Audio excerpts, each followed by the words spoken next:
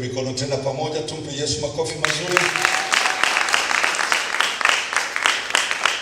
Mungu akubariki. Unaweza kujipatia mahali pa kukaa, tuende tuingie kwenye neno.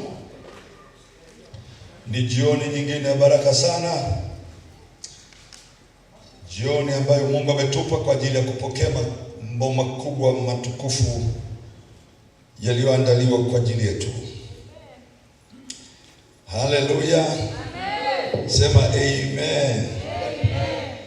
Nimefurahishwa kwamba jana tulienda tukatambua ya kwamba ni mpango wa Mungu na ni mapenzi ya Mungu kabisa kila mtu aliyoko hapa akatawale.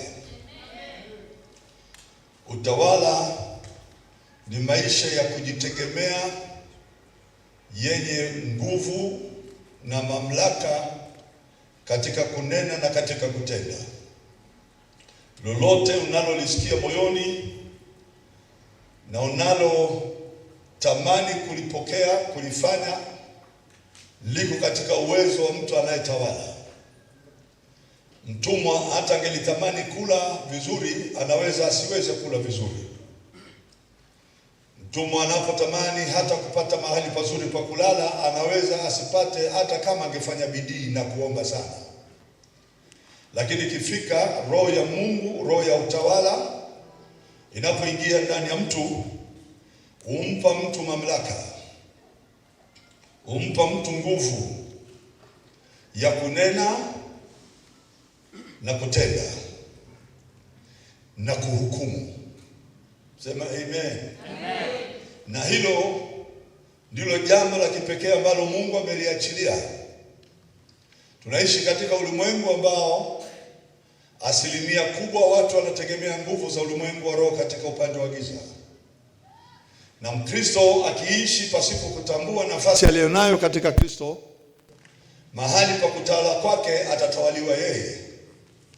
Lakini akijigundua katika ufalme wa Mungu ana nafasi ya kutawala, amepewa mamlaka mle ndani. Bwana Yesu asifiwe. Anajitambua mtu huyu, mimi sio masikini, mimi siko kwenye kifungo.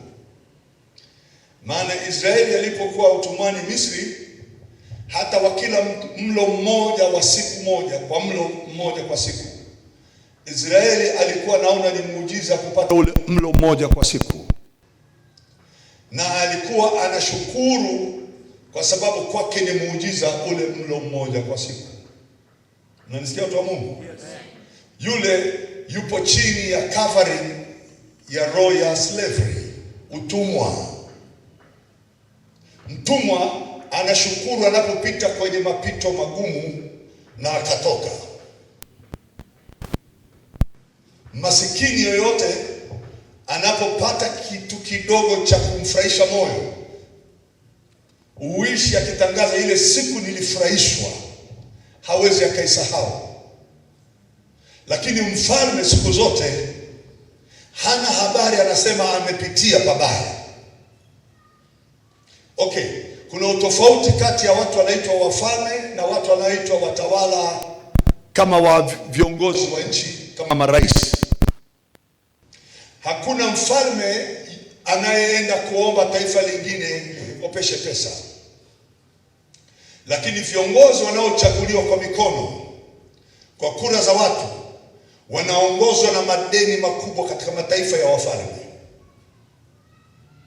Huwezi kusikia Uingereza imeenda kakopa World Bank, bali wao wamechukua pesa zao wakaziweka World Bank, ili nchi zinazotawaliwa na kura, tunaenda pamoja, waende wakaombe pale msaada wa chakula.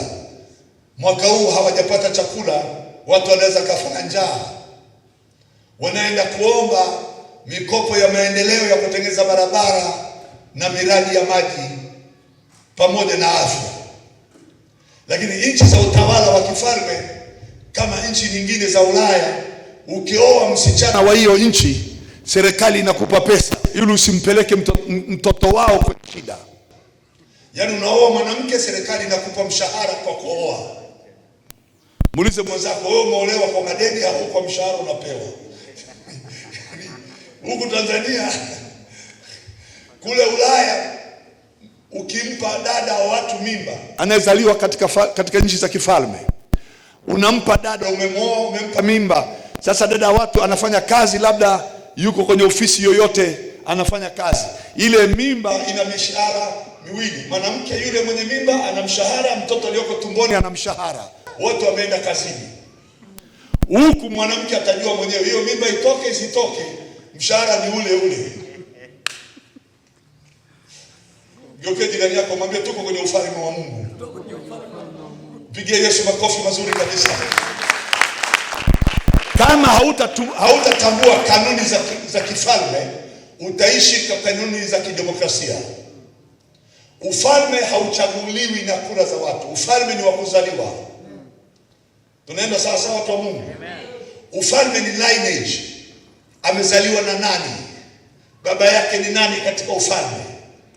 Unashangaa tu jina lako liko kwenye watawala watakao wako kwenye orodha. Kama mtawala aliyoko pakipita, wewe unaweza ukaingia.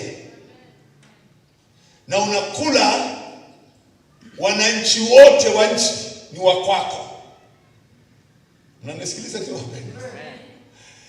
Rais wa nchi hana watu wake, yeye ana chama chake. Mfalme hana chama. Watu wa Mungu mnanisikiliza? Kwa hiyo mfalme watu wote hawampigii kura, wao wanaimba tu the highest, the holiness, the highest, uishi milele. Mwambie mwenzako utaimbiwa tu. Haleluya. Una vitu vingine ukishajijua huko ndani ya ufalme wa Mungu, milango yako sio ya kuombea ifunguke. Kabla hujaamka tayari protokali wanajua anapita wapi leo, anaelekea wapi, milango imeshafunguka.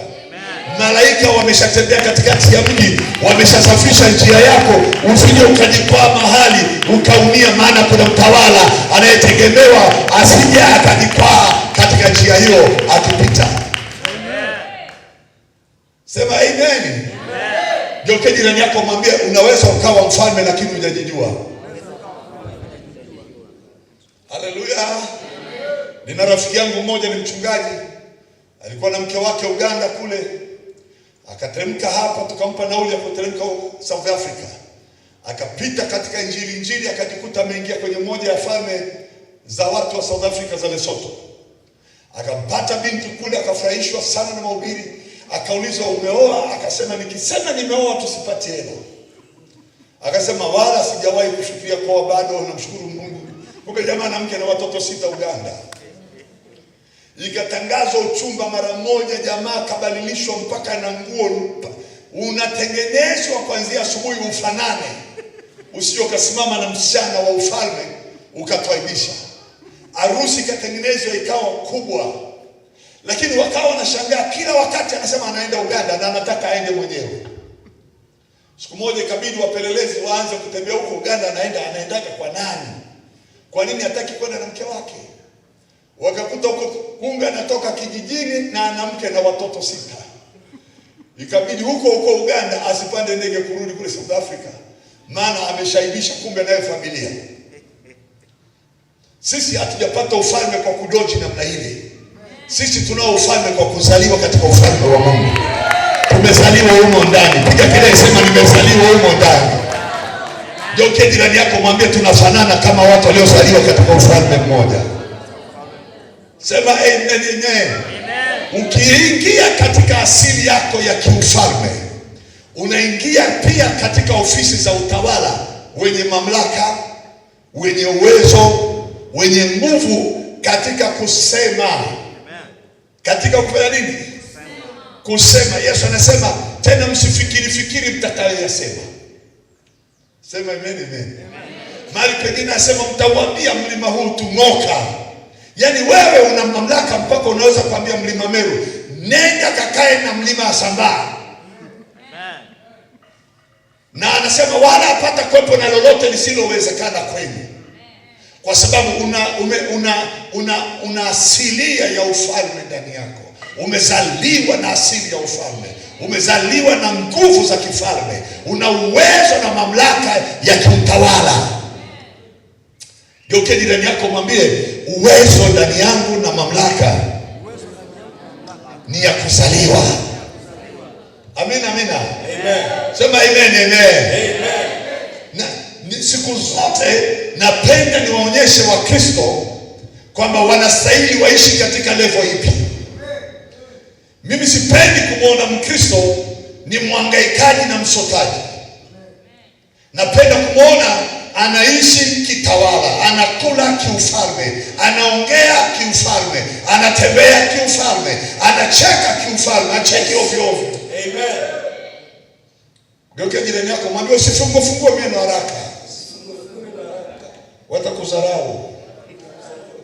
Haleluya.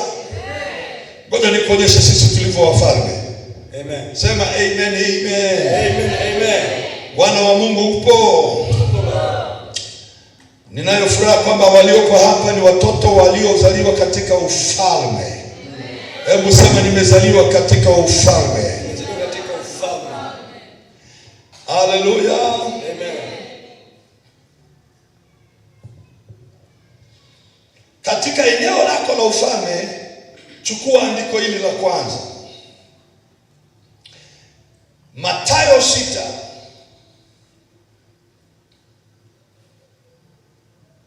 Mathayo 6 mstari wa 31. Msisumbuke basi. Huo ndio ufalme. Sema amen, amen. Amen, amen. Eneo la mahangaiko, masumbufu. Kufanya kazi sio kusumbuka. Lakini kufanya kazi sio na faida ni kusumbuka. Tunaenda sawa sawa? Yes. Sema amen, amen. Amen. Mungu na mimi nafanya. Walikuwa wanamuuliza, mbona unafanya mambo haya siku ya Sabato? Yesu akasema, baba yangu anafanya. Kufanya kazi ni heshima. Kusumbuka sio sehemu ya heshima. Tunaelewa sawa sawa? Yes. Mwangalie jirani yako mwambie, usisumbuke. Usisumbuke kwa jambo lolote. Haleluya. Kwa nini anazungumzia haya maneno msisumbukie? Anaongea eneo tule nini?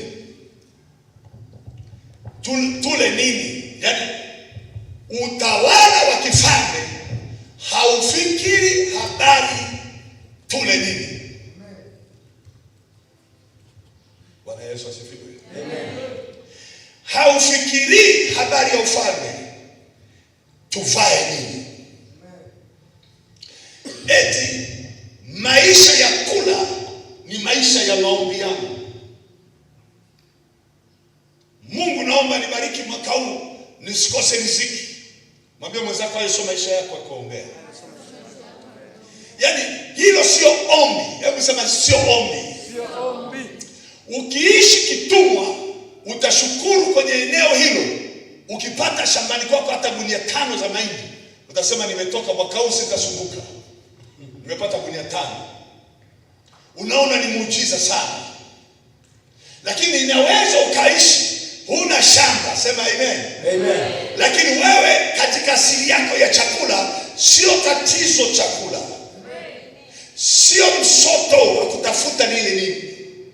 Sema amen, amen. Amen. Nataka upandishe maisha yako kwenye eneo hili. Yes. Nenda kifalme. Amen. Jikubali uko kwenye utawala, umezaliwa ndani yake. Amen. Kwenye ufalme wa Mungu. Ambapo maombi ya kumwomba Mungu anibariki sio maombi yako. Ila wewe unatakiwa uombe wewe, tafadhali naomba unibariki. Hello. Amen. Hiyo amen zenu hazinitii moyo. Nikuulize swali. Unajisikiaje? Chagua mawili. Watu wakwambie naomba unisaidie, au wewe uwaambie watu naomba unisaidie. Chagua ni lipi unalitaka.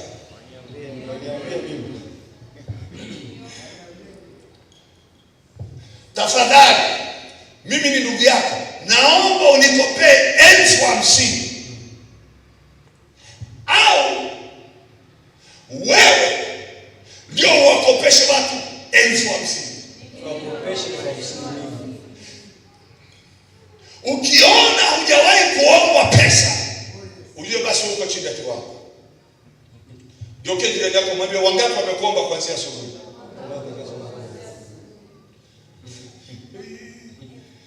Hapa tuna mtihani.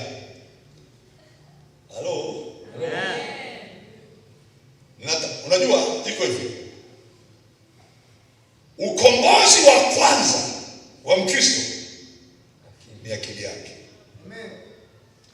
Akili isipokombolewa, hata mfuko wake ukiombewa hauwezi kupona. Akili ikishapata ujuzi wa Kristo ni nani kwake, na mimi nimekuwa nani katika Kristo, huu mfuko hakuna atakayeweza ingiza huko ndani mkono wake akachukua kitu, bali wewe ndio utakapoingiza mkono utakutana na vitu ndani ambavyo unaweza ukawasaidia wenye mahitaji, kwa kuwa mkono wako ni mkono wa uumbaji. Mkono wako ni mkono wa muujiza. Mkono wako ni mkono wa matendo makuu. Ukiweka juu jambo lolote litatokea. Ukiweka juu ya wagonjwa watapona. Ukiweka kwenye biashara itastawi. Ukiweka kwenye kichwa cha mwenye matatizo atafunguliwa. Yaani wewe una mkono, ukiingia kwenye akiba ya chakula unaongezeka. Sasa mahali pa kukaa. Ndivyo kiwango hicho cha mtu aliyefunguka kwanza ufahamu. Lakini aliyekosa kujijua, mifuko yake siku zote huombewa, naomba usiniache, naomba unibariki. Hayo ni maombi ya wana wa Israeli, walikuwa wakimwomba Farao awaongezee mshahara. Ngapara akasema hawa jamaa wana kiburi, tuongezee kazi na kuna mshahara zaidi. Wakaongezewa kazi na kulala masaa 4. Kabla kuja pambazuka, fimbo ya nyapara imekuamsha. Kimbia kazini. Ujui umenawa uso au umevaa nguo gani, utakimbilia kwenye kuteseka. Sasa sijajua kama Mungu amenipa wiki hii nizungumze na watu aina gani, lakini inawezekana huu ni mkutano wa deliverance. Akili yako itafunguliwa tu. Mahali pa kulala pako patabadilika. Mahali pa biashara yako patabadilika. Mapato yako ya kila siku yatabadilika. Muonekano wako wa nje wa kila siku utabadilika. Na wanapokuona watu kutabadilika. Sema sawa. Amen. Hatuhitaji kuishi kwa kuwa tunakula kila siku. Tunahitaji kuishi kuufunua Mungu wa Mungu ulioko ndani yetu. Unaishi. Unajua uongo mbaya. Ninampenda Joseph. Namna anavyoishi kutawala. Yaani unaona tu jamaa hata viongozi wa nchi wanaenda. Na jamaa limekaa tukitawala. Sasa ngojea sisi wachungaji wengine mpaka twende mlimani tupige maombi, tupate hela kupaua bati, tupate hela kujenga nyumba. Mungu nisaidie hela petroli. Mwenzako anagawa magari, utawala. Sisi wahubiri wengine tusiokuwa na hiyo nguvu kama hiyo, tunaweza kusema hiyo ni Freemason. Hapana, jitambue kwanza ufahamu wako. Ukipanuka, siri yako inafunguka katika maisha. Ukifungukia Arusha, inafungukia Marekani. Utafuta watu wa mbali, hao wanaokujua hapa, hawatajua unapata wapi mapato yako. Unatoka nchi nyingine. Haleluya. Amen. Geukia jirani yako mwambie unapata wapi sosi ya maisha? Unapata sosi ya maisha? Haleluya. Amen. Wacha nikwambie. Hebu fungua Wakolosai 2. Leo tutamaliza mapema. Saa 12:30 tutamaliza. Mtaniruhusu 12:30. Nataka wamama wawe nyumbani wanapopika mtori. Nimesoma kitabu cha Wakolosai ngapi? Wakolosai 2 sura ya 2, ile sura ya 2. Fungua pamoja na mimi mstari wa 9 na wa 10. Anza mstari wa 9 na wa 10. Anasema maana katika yeye unakaa utimilifu wote wa Mungu kwa jinsi ya kimwili. sio kwa jinsi ya kiroho. Anasema na ninyi, wewe na mimi tumetimilika. Sema amen, amen. Amen, amen. Wewe na mimi tumetimilika katika yeye aliye kichwa cha enzi yote na mamlaka. Yesu katika mwili. Katika nini? Katika mwili. Katika mwili. Simeoni, hawa Warumi wanataka kodi na mfuko wetu hauna pesa. Usijali. Tuwaambie hawa Warumi watupeleke kabili. Chukua ndoano nenda mtoni. Chukua ndoano nenda wapi? Mtoni. Rusha ndoano utapata samaki. Na usimchukue huyo samaki, mwachilie akapata kuzalisha watoto wengine. Fungua tu mdomo wake. Humo ndani utakuta shekeli. Unanisikia lugha? Yes. Jamaa yupo katika mwili. Simeoni Petro yuko katika mwili. Chukua watu wawili hapa. Ndio nawapata hapa. Mstari wa 9 anasema maana katika yeye Yesu utimilifu wote wa Mungu unakaa ndani yake kwa jinsi ya mwili. Amen. Amen. Alafu wewe na mimi katika Yesu tumeingia katika Yesu, tunatimilika kule katika enzi yote ya Yesu mwilini na mamlaka mwilini. Siongelei kwenda mbinguni saa hizi, tuko kwenye mwili. Mbingu yote imeshuka iko kwenye mwili wa huyu. Amen. Amen. Alafu na mimi nikakutwa njiani na zurura, sina maisha, nikavutwa nikaingizwa kwa Yesu. Nikakutana na enzi, maana yake dominion, eneo la utawala, eneo la utawala. Ndani ya hilo eneo mwenye utawala wa shekeli na aina zote za viumbe, huyo hapa.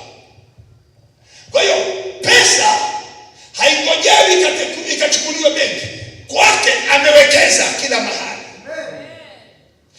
Wanasayansi hawawezi wakaiona hiyo pesa ilipowekezwa kwenye mdomo wa samaki. Lakini mwenye enzi na utawala, mwenye uumbaji, anapozungumza neno linaenda kuumba pesa. Hajulikani aliokota yule samaki au hajulikani iliumbwa ikiwa mdomoni. Wakati Petro anaenda na ndoano, ndo samaki anaanza kutengeneza mdomoni shekeli ya kiwango cha milioni 30 ya Kitanzania, ambayo ingelipa madeni yote pamoja na ya nyumbani na pamoja ya huduma na pamoja na ya kesho na ya miaka ijayo, ili usirudi kwenye maombi tena. Amen. Sasa issue ni huyu aliyebeba ndoano. Tunaenda sawa? Yes. Aliyebeba ndoano amebeba nini? Tunaenda sawa? Ameunganika na yule aliye uungu wote katika mwili. Uliondoka katika asili Yesu yule pale, ukaingia kwa huyu aliyebeba ndoano. Halo? Yes. Sasa aliyebeba ndoano alipoondoka tu mbele ya Yesu, hakwenda mwenyewe. Tunaenda sawa? Alienda na mwenye enzi na mwenye mamlaka. Hiyo ndio siri ulionayo. Ukishajijua wewe ukoje katika Yesu, unaishi katika Yesu, unanena yale aliyoyanena, unayafanya aliyoyasema. Nataka nikwambie hivi, sio lazima ile biashara yako ya mtumba ikakutajirisha. Halo? Yes. Haleluya. Amen. Sio lazima ile elimu unayosomea ndio itakupa pesa kujenga nyumba. Mungu ana njia nyingi. Fikiria, Simeoni amevua samaki miaka yake yote, hajawahi kugundua samaki anaweza kawa na shekeli mdomoni. Huyu ni muujiza. Nahisi hata kama ni mimi ningelifikiria hivyo. Kwa nini alisema samaki mmoja? Au kwa nini sikumwambia fanya samaki hata 10? nikakubali kuondoka na neno moja la samaki, ningemwambia hivi, mwalimu, hiyo shekeli hiyo, fanya hivi, nina mjomba wangu anatembea barabarani anatafuta kazi hapati, nipe na samaki wa mjomba.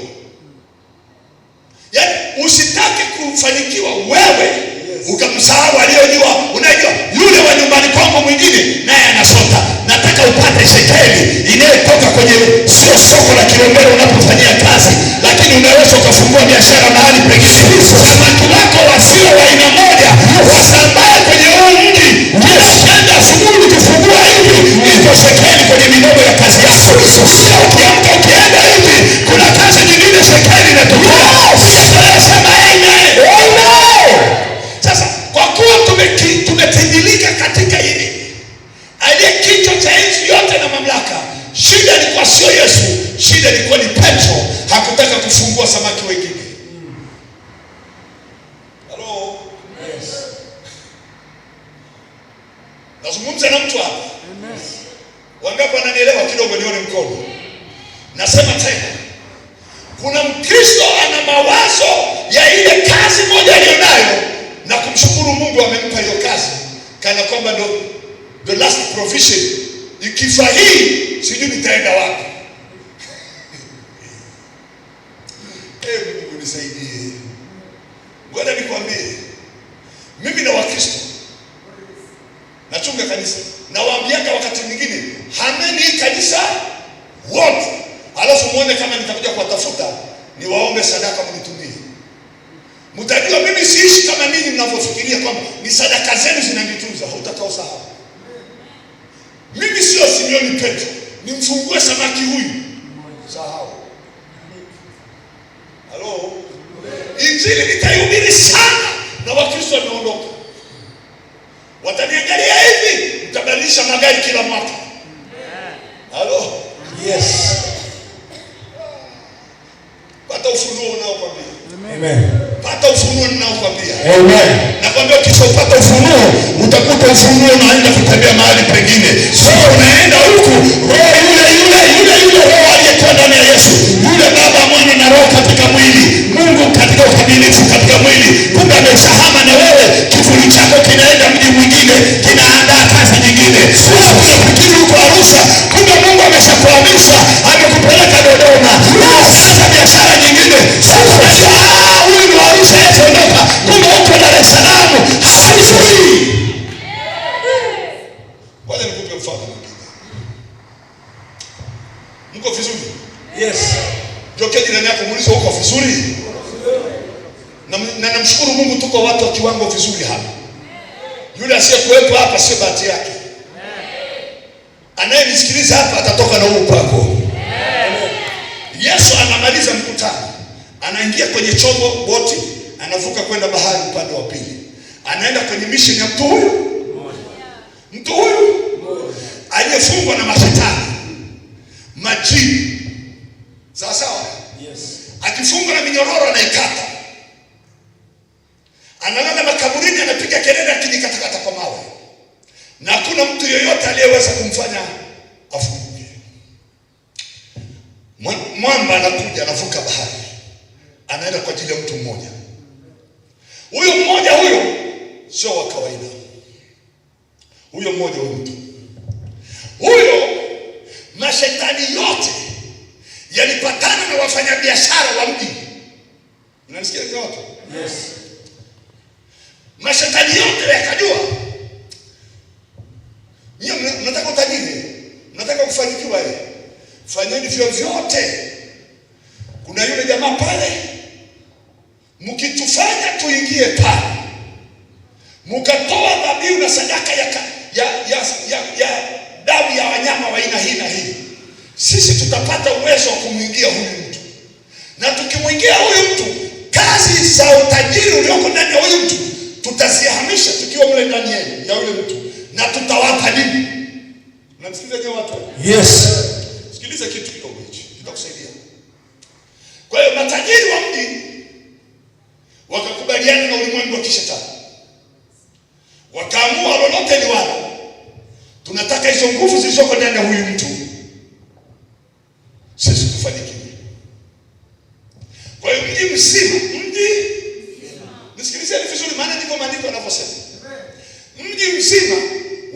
walifurahia yule jamaa kukaa kifungoni, maana wao huko mjini wanajenga magorofa.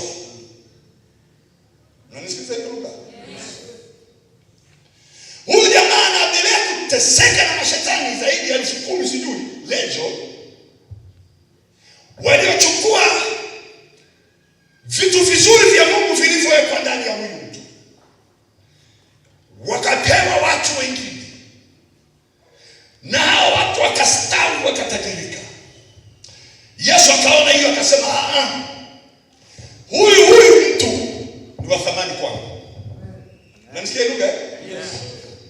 Akaamua achana na mkutano mkubwa. Kumbuka alikuwa na mkutano mkubwa, akaachana na huo mkutano. Ukisoma Marko sura 4, akaachana na mkutano mkubwa, akavuka na wanafunzi wake kwenda ng'ambo. Akiwa chomboni, bahari ikachafuka. Akaiambia bahari tulia, ikatulia. Akatoka upande wa pili, ndio jamaa anatokea makaburini. Wakapiga kelele, mashetani, usitutupe, usiturudishe kuzimu. Mko wangapi? Tuko jeshi. Okay. Yesu akijua kabisa waliomfanya huyu hivi ni baadhi ya watu walioko katika mji wanaonufaika. Mapepo akasema, tafadhali turuhusu sasa tuingie hata kwa nguruwe wale. Yesu akasema yes, maana kwa njia ya hawa waliotajirika na hawa nguruwe, huyu mtu ndio maana anateseka. Kabidi nguruwe wote waingie majini. Wachungaji wa wale nguruwe wakakimbia mjini. Yule jamaa amefunguliwa. Tunaelewana? Na akili zake zimerudi. Biblia inasema walipomwona amekaa na Yesu na akili zake zimerudi. Mnamsikia hiyo lugha? Usifikirie tu ni akili za kibinadamu. Kuna kingine cha kimungu kimekwepo. Sasa walipomwona wakamwambia Yesu, tafadhali usije kwenye mji wetu. Unasikia lugha? Usiingia. Hawa jamaa wanajua nguruwe na wanajua walipataje huyu jamaa kuwa hivi. Sasa kama amefunguka huyu, Yesu akija mji huu tumeisha. Unanisikia? Kwa hiyo wakaondoka, wakamlazimisha asiingie. Na Yesu akasema no problem, mimi sitaingia kama mnavyofikiria. Amen. Lakini yule aliyefunguliwa na mapepo akamwambia, mwalimu, tafadhali naomba nikufuate mahali popote uendapo. Yesu akamwambia, mission yangu haiko hivyo. Halo? Wewe ondoka hapa. Nenda katika watu wa kwenu. Unasikia hiyo lugha? Yes. Kawashuhudie mambo makuu Mungu aliyokutendea. Yule jamaa hakuongea lolote. Pale aliposikia hilo neno, moyo wake ukafunguka. Ulipofunguka, Yesu akabaki hapa kwenye mwili. Watu wanamuona ni Yesu hapa, kumbe kashahabu. Kaingia ndani ya huyu jamaa. Yes. Hawa jamaa wa mtu wanajua Yesu yule anaondoka, hawana habari yuko ndani ya huyu. Sasa anaingia town na kutawala mji. Sisi natamani iwe hivi. Watafikiria wewe uko peke yako. Usiongee na mzaifu, lakini hawana habari aliye ndani yako. Kuliko yuko huko kwao. Na anasema nenda kwa watu wa kweli. Maana yake sasa hivi wewe ndio baraka ya nyumba yenu.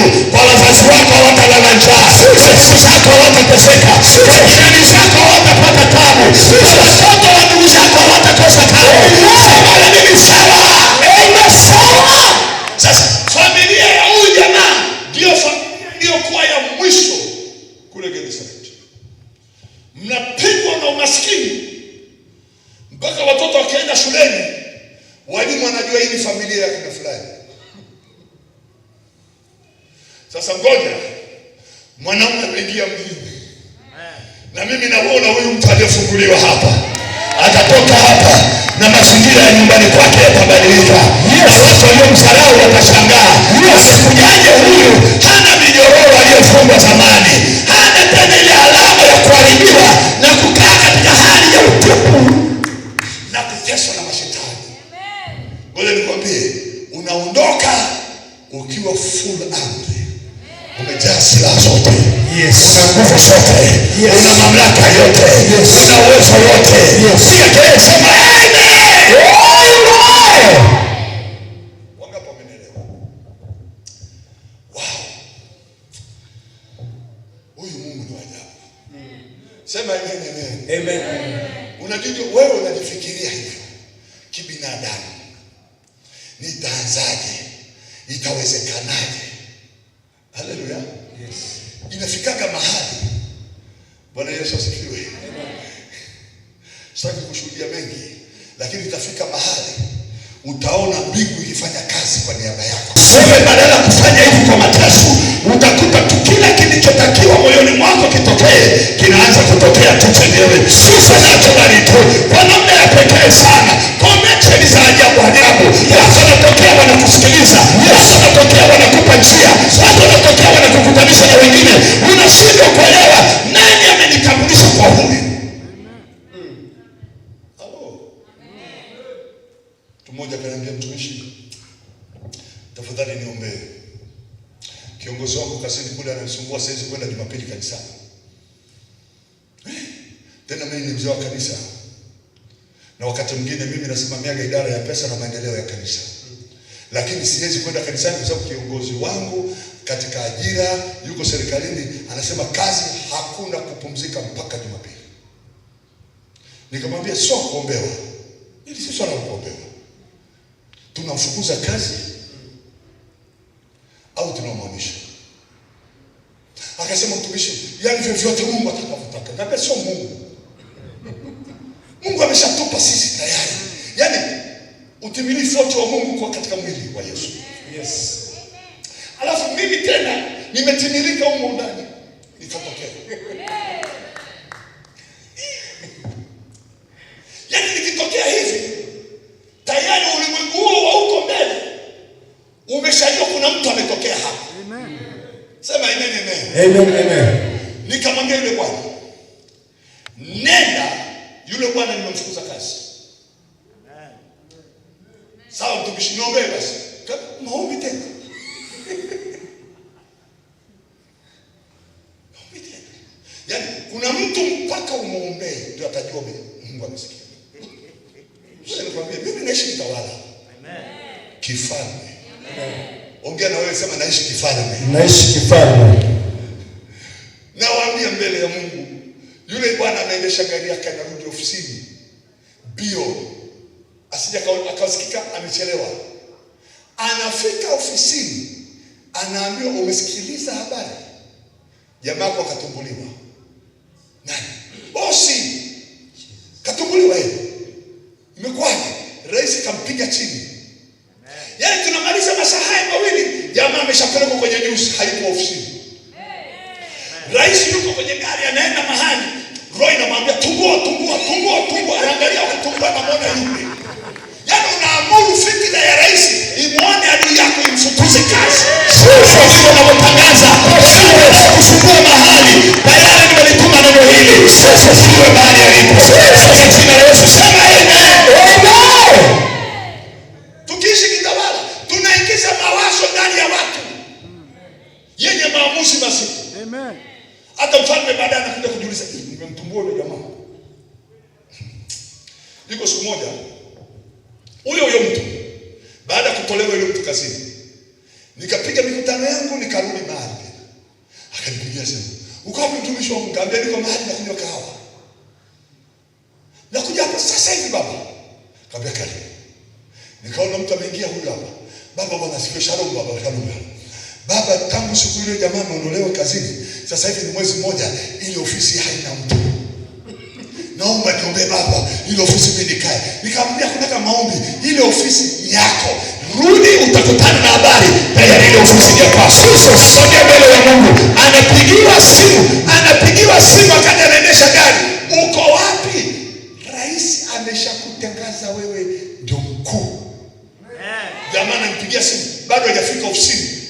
akaniuliza, baba wewe ni Yesu? Wewe ni Yesu?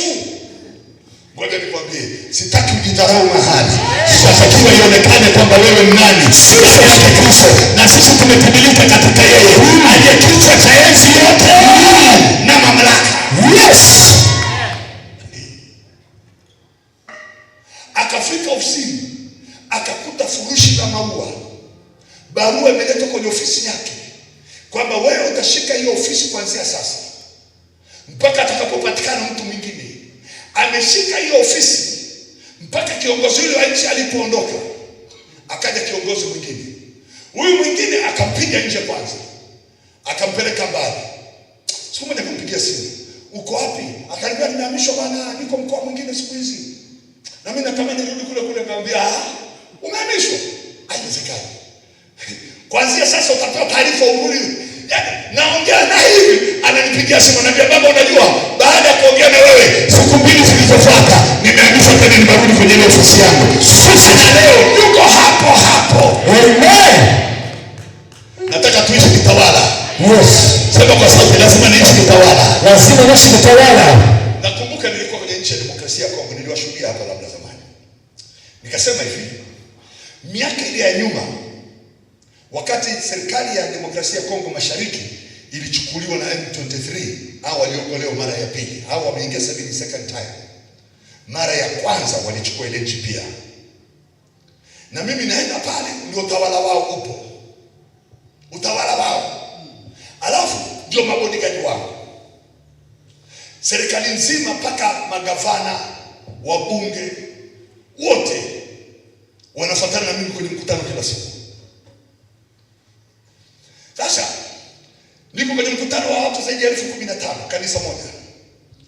Nikiwa madhabahuni hapa chini, hizi kamera ziko za BBC, za France 24, Deutsche Welle, TV ya taifa ya Kongo. Ziko hapa. Na ni wazungu wamesimama hapa kwenye makamera. Hapa yuko gavana, yuko nani, yuko mawaziri wako. Napiga injili hiyo wiki, watu wananisikiliza kila siku jioni. Na wanajeshi wamekaa hapo na mabunduki yenye risasi kila kona, huko nje ya kufai. Nikasema nyie 23, nyie Mungu amewaondoa hapo. Mmemwaga damu za watu sana. Sasa mnaondoka.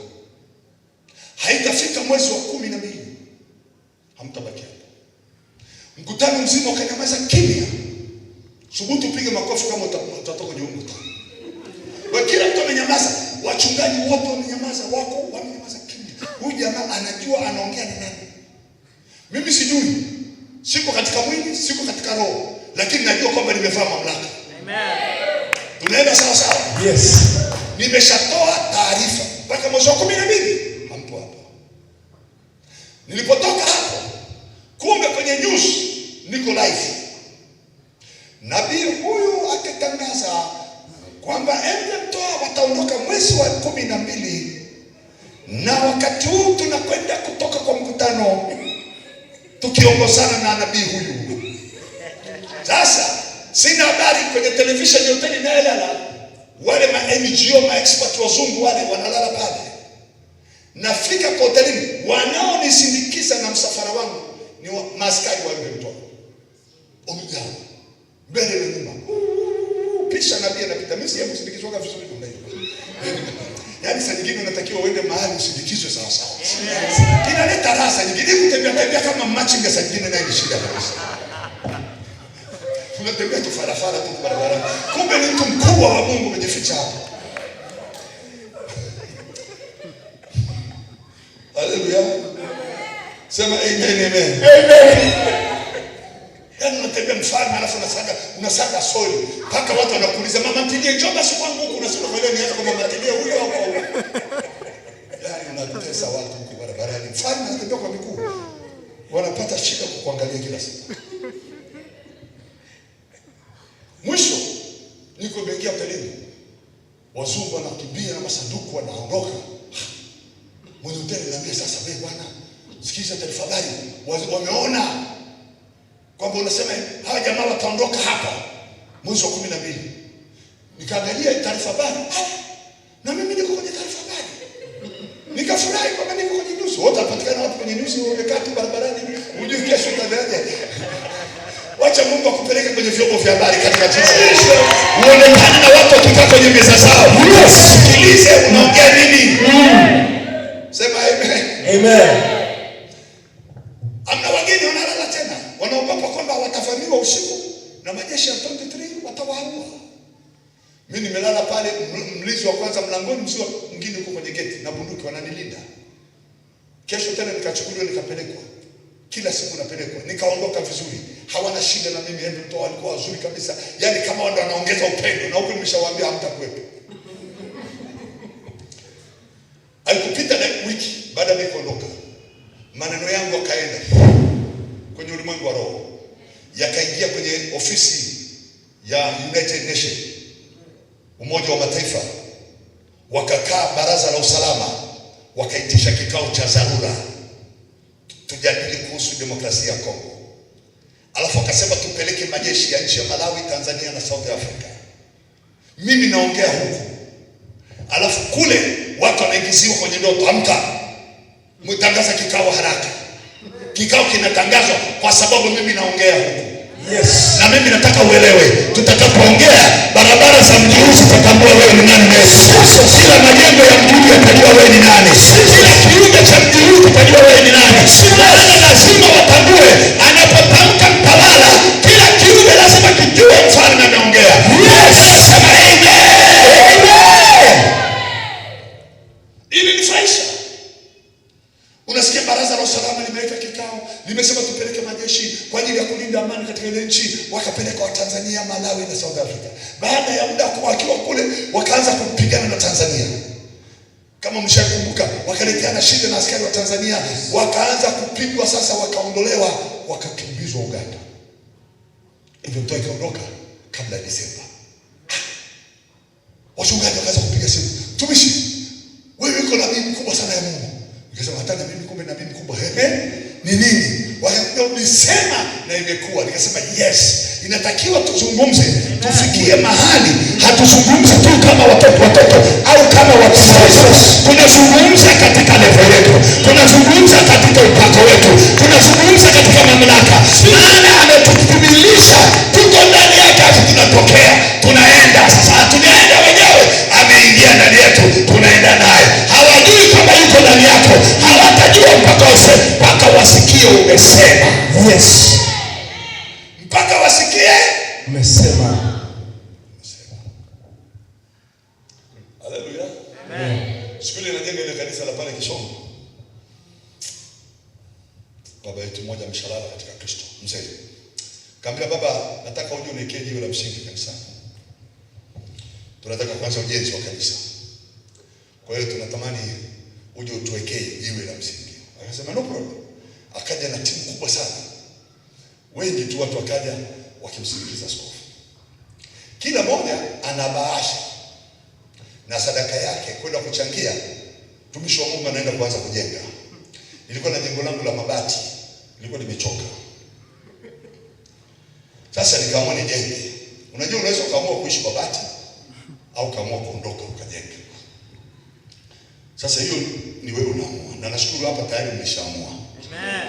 Sema amen, amen. Amen. Na huko ndani zitaingia carpet za hatari huko ndani. Na huko juu vitu vitatokea. Amen. Maana mmeamua. Piga makofi, sema tumeamua. Tumeamua. Yaani ile eneo la kuamua halihitaji majadiliano. Amen. Sema amen. Amen. Mimi nikasema sasa, baba chukua chupa hii ya mafuta olive oil. Mpya haijafunguliwa. Hata kama amini mambo ya olive mafuta, nikamwambia utafanya tu vile ninavyokuambia, kwa sababu mimi ndio mwenye maono haya. Fungua mafuta ya mimine kwenye mawe 12. Nikachukua mawe 12 nikaweka. Nikasema yaambie hivi, ninyi mawe, nimewatia mafuta. Hatuhitaji mchanga kujenga jengo hili. Msababishe watu walete pesa bila kuomba. Mzee akacheka akaniambia hii maombi gani? Nikamwambia sema tu hizo maombi sema. Maana maombi unatakiwa upeleke kwenye sala ya baba yetu ile mbinguni yaanze kwenye hizo maombi. Hii ni amri. Akamimina mafuta. Mzee akasema nini mawe? Waamuru. Akasema hivi sijai kufanya hivi tu. Umenipa adhabu sana. Nikamwambia hamna shida baba. Umemaliza kazi lakini chukua haya mawe sasa. Matatu. Peleka pale mlango, nimefurahi umeweka mlango kule. Unaangaliaga mashariki. Mlango wote wa baraka unaangaliaga huko. Weka mama matatu pale. Maliza leta hapa madhabahu matatu. Maliza weka pale matatu. Weka pale matatu. Kaambia sasa mzee umemaliza. Nikachukua bahasha yangu, nikampa furushi la hela. Nikamwambia hii sasa unaenda kunywa supu. Alafu nikachukua mbuzi nilikuwa nimepewa wa sadaka, nikampa, nilikuwa nimeberu moja nzuri la kizungu, nikampa. Na sisi tunataka kuchanga, akamwambia hapa hamna mchango, sisi tuliambia baba. Hela zenu zote mlizokuja nazo nendeni pale Tembo Club kule huko. Lakini hapa hakuna shilingi ya kusanya kwa ajili hapa. Nitakuita kuja kufungua jengo. Siku anakuja kulifungua ile jengo hajaamini. Tumeweka mpaka speaker za milioni 70 huko juu. Hatujui pesa zimetoa wapi. Watu wanakuja kutoka mashariki kila upande. Hatuwajui, hatuwafahamu. Zingine zimetumwa na M-Pesa, hatujui, tukipiga hiyo namba haipo. Nataka nikwambie kuna amri na mamlaka tulionayo. Samaki anatakiwa afunguliwe mdomo. Samaki mmoja. Tutafungua samaki walioko Moshi. Tutafungua samaki wa Dar es Salaam. Tutafungua samaki wa Mwanza. Tutafungua samaki wa Kenya. Tutafungua samaki wa India. Area ya dunia hii. Watakwenda kufungua midomo yao. Watatoa haki yako, kilicho cha watoto wako, kilicho cha ndoa yako. Sema amen. Mama sema amen. Hatuhitaji kufungua mdomo mmoja. Mimi sio Simeoni Petro, nimechoka na mdomo mmoja wa mapato. Tunaelewana watu wa Mungu? Yes. Geuke jirani yako mwambie achana na biashara ya mdomo mmoja. Mungu amekupa meno sio 30 ngapi mdomoni. Alafu unazungumza kama una meno. Hebu zungumza kisawasawa. Kila jino la mdomo wako linalo karama yake, lazima litoe baraka. Ukifungua mdomo hivi, kuna jino la kula kwenye magego, linaleta upande huu, linaleta upande huu. Ukijaliwa ya juu yanatoka, ukijaliwa ya chini yanatoka. Kuna baraka kwenye kinywa chako, lakini hujawahi kujua. Sema kwa jina la Yesu, ninazo baraka. Sema baraka zote. Jamani, sababu na Biblia tena nimezidisha muda. Lakini nataka nikwambie wewe na mimi tulioko hapa, tusiangaliane katika kawaida. Mwangalie jirani yako, mwambie usiniangalie kikawaida.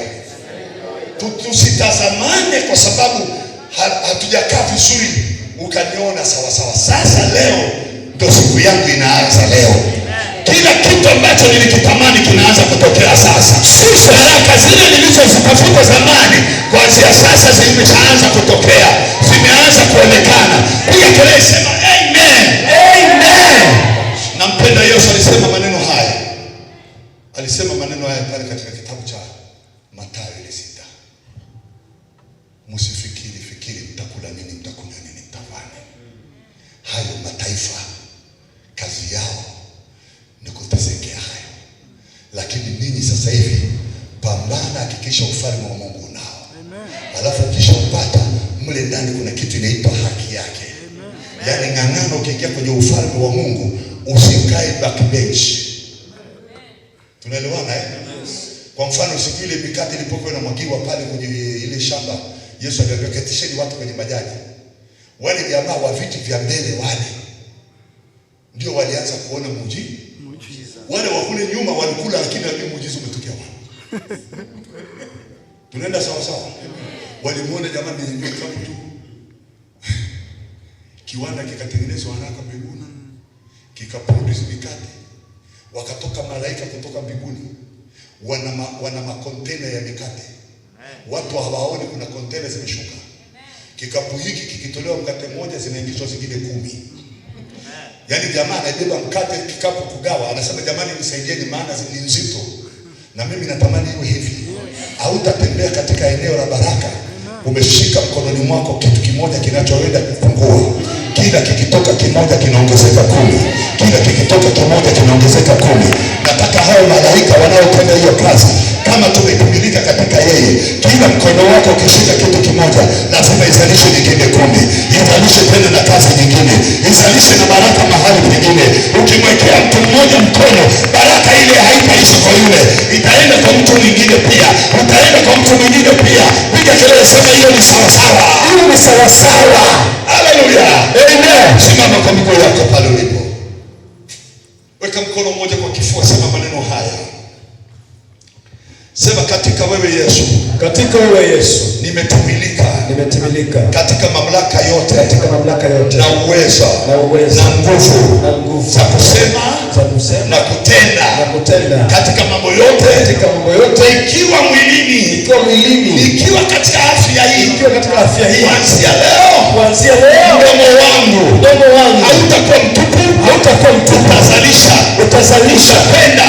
Utatenda. Utafanya. Utafanya. Mambo yasiyowezekana. Mambo yasiyowezekana. Yasiyoonekana. Yasiyoonekana. Yataonekana. Yataonekana. Yasiyokuwepo. Yasiyokuwepo. Yatakuwepo. Yatakuwepo. Kuanzia leo. Kuanzia leo. Moyoni mwangu. Moyoni mwangu. Una nguvu. Una nguvu. Una uwezo. Una uwezo. Unaongezeka. Unaongezeka. Unaongezeka. Unaongezeka. Mamlaka. Mamlaka. Kwa jina. Kwa jina.